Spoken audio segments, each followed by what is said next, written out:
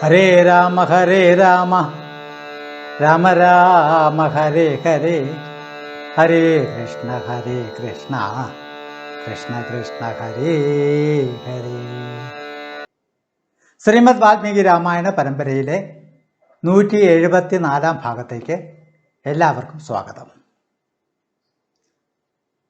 ത്രിജടാദാനം. ത്രിജട എന്ന മുനിക്ക് രാമൻ ദാനം നൽകുന്നതാണ് ഈ ഭാഗത്തെ വിഷയം. ഇങ്ങനെയൊരു ഭാഗം പ്രത്യേകമായിട്ട് അധ്യാത്മരാമായണത്തിൽ അവതരിപ്പിച്ചിട്ടില്ല. ചില പ്രത്യേകതയുള്ള ആളാണ് ത്രിജട എന്ന മുനി. ആ മുനിക്ക് രാമൻ ദാനം നൽകുന്നു. അതിന് ചില യാഷ്ടിക്കുകളുണ്ട്, ചില കണ്ടീഷൻസ് എല്ലാം വെച്ചിട്ടാണ് രാമൻ ഈ ത്രിജട മുനിക്ക് ദാനം നൽകുന്നത്. ശ്രീമദ് വാൽമീകി രാമായണം അയോധ്യാകാന്ഡം സർഗം 32, അതിൽ 29 മുതൽ 45 വരെയുള്ള ശ്ലോകങ്ങൾ. ആദ്യം ശ്ലോകങ്ങളും ശേഷം അതിൻ്റെ വ്യാഖ്യാനം. ഒരു കഥ തന്നെയാണ് ഈ ഭാഗത്തെ വിഷയം. തത്ര വനേ ശതവൃത്തി.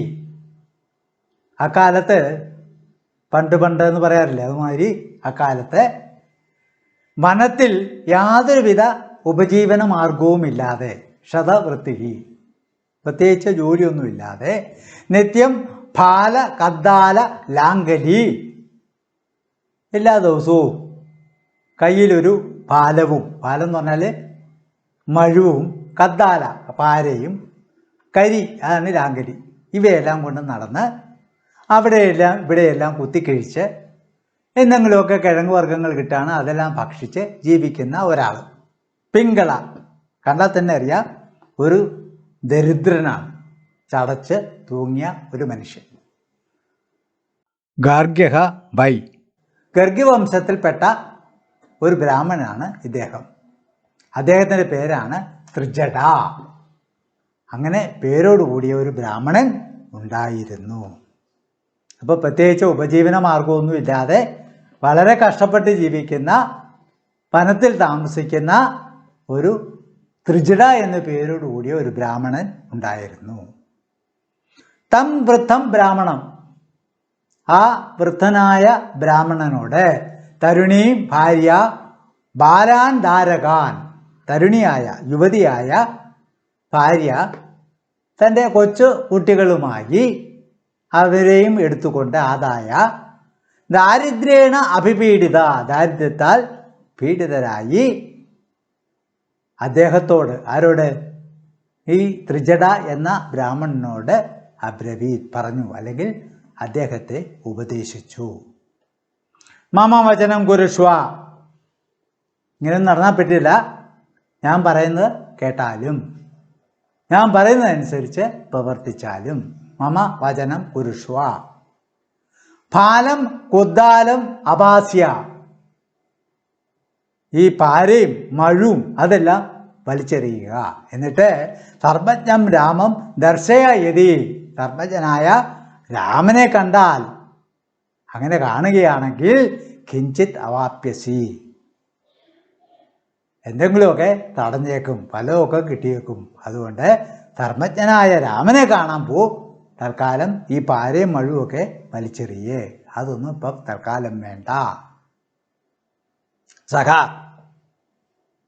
ആ ത്രിജട മുനി ഭാര്യയായ വചഃ ശ്രുത്വ, ഭാര്യയുടെ ഉപദേശം കേട്ട് ദുശ്ചതാം ഷാഢീം ആച്ഛാദ്യ, ദുശ്ചതാം എന്ന് പറഞ്ഞാൽ കീറി പറഞ്ഞ, ഷാഢീം, ഷാഢി എന്ന് പറഞ്ഞാൽ മുണ്ട് അല്ലെങ്കിൽ ഉത്തരീയത്തെ, അതിനെ എടുത്തു ചുറ്റി, രാമനിമേഷം യത്ര ബന്ധാനം, രാമൻ്റെ കൊട്ടാരത്തിലേക്ക് പോകുന്ന ഏത് വഴിയാണോ ആ വഴിയെ കൂടി സാ പ്രാതിഷ്ഠത, അദ്ദേഹം നടക്കുകയായി, അങ്ങേയം പോവുകയായി.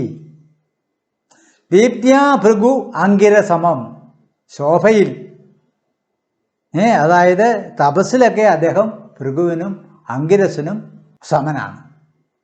ഏനം ത്രിജടം, ഈ ത്രിജട മുനിയെ ആപഞ്ചമായ കശ്യായ ജനസംസതി കശ്ചിത് അവാരയത് ന,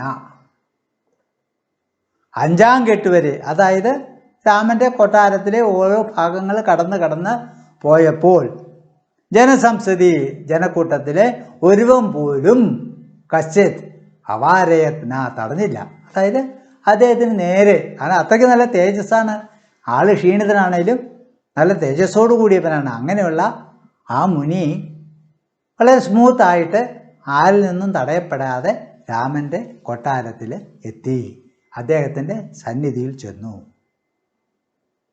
സ ത്രിജടഹ, ആ ത്രിജട എന്ന് പറഞ്ഞ മുനി രാജപുത്രം ആസാദ്യ, രാജപുത്രൻ്റെ പ്രാപിച്ച അല്ലെങ്കിൽ അദ്ദേഹത്തിൻ്റെ സന്നിധിയിൽ ചെന്ന് ഇതി വാക്യം അബ്രവീത്.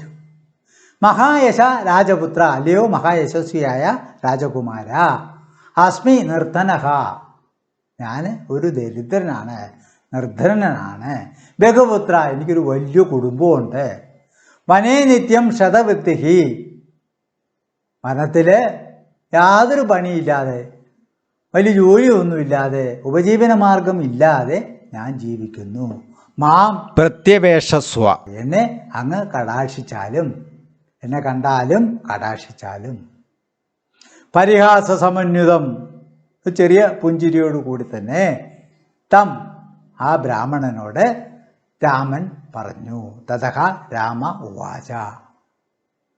എന്താണ് പരിഹാസത്തിന് കാരണം? രണ്ടെണ്ണെന്ന് പറയാം. ഒന്ന്, രാമനും വനവാസം വിധിച്ചിരിക്കുകയാണ്, പ്രത്യേകിച്ച് ഉപജീവന മാർഗമൊന്നും കാട്ടിൽ ഇല്ലതാനും. അപ്പോൾ I am ready to withstand it എന്നാണ് പറയുന്നത്.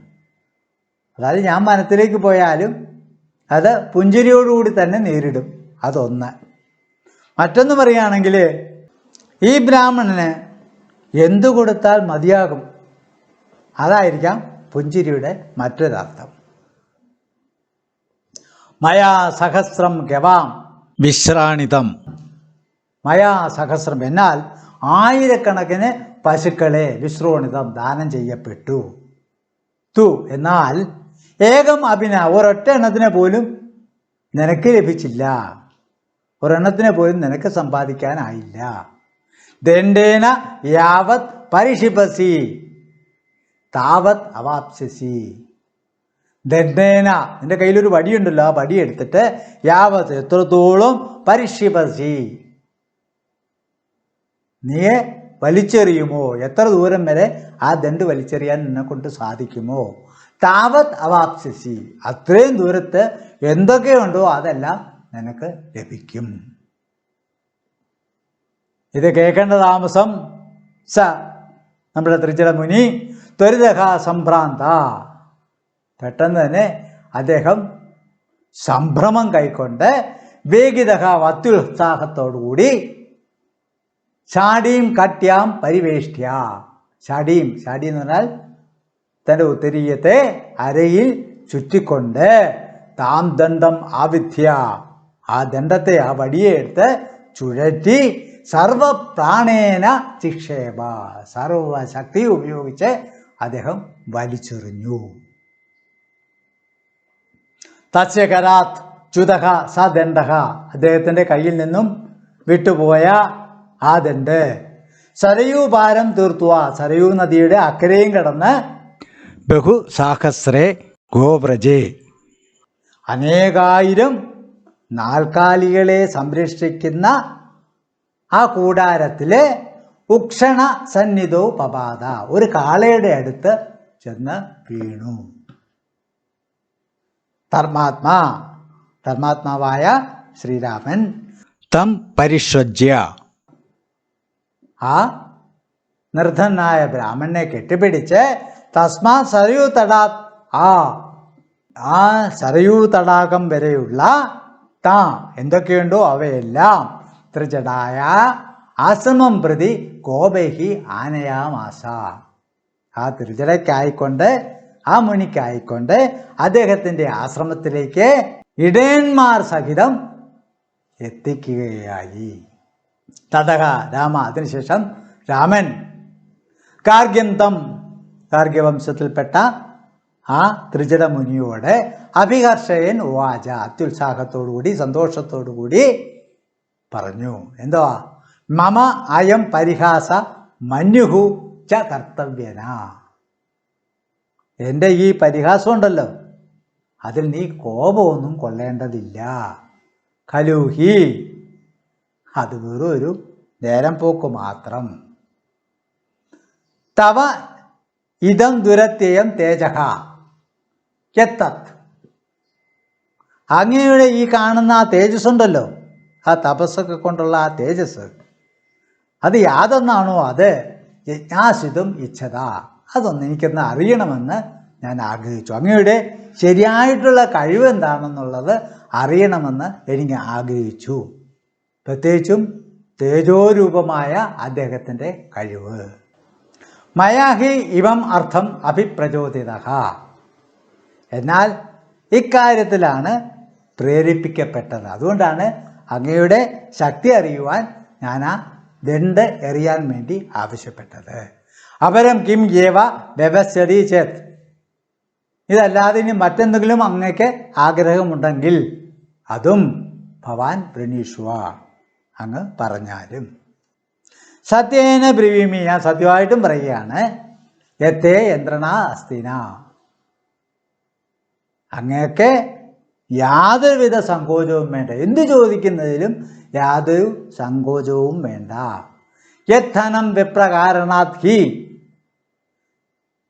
യാതൊരു ധനമാണോ ബ്രാഹ്മണന് വേണ്ടി മയാർജിതം, എന്നാൽ ആർജിക്കപ്പെട്ടത്, അത് ഭവസ്സു, അങ്ങേക്കും അങ്ങയെപ്പോലുള്ളവർക്കും സമ്യക് പ്രതിപാദനേന, വേണ്ടമോളം നൽകിയാൽ മമ പ്രീതി യശസ്കരം ഭവേത്, അങ്ങയെപ്പോലുള്ളവർക്ക് വേണ്ടുവോളം ദാനം ചെയ്യുന്നത് കൊണ്ട് എനിക്ക് പ്രീതിയും യശസ്സും ലഭിക്കും.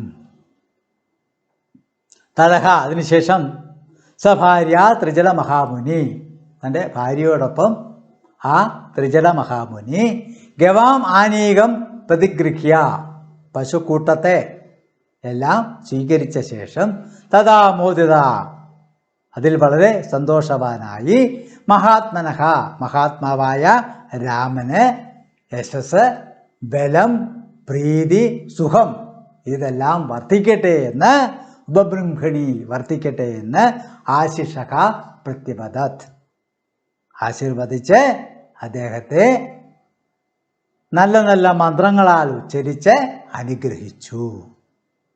സ്വരാമ, ആ രാമൻ ധർമ്മബലൈ ഉപാർജിതം മഹദ്ധനം, ധർമ്മബലത്താൽ ധർമാനുസൃതമായി തന്നെ ആർജിച്ചിട്ടുള്ള ആ വലിയ സമ്പത്ത്, പരിപൂർണ പൗരുഷ അഭിപ്രചോദിത, പരിപൂർണ മനസ്സോടുകൂടി അദ്ദേഹം നൽകി. അതെങ്ങനെ?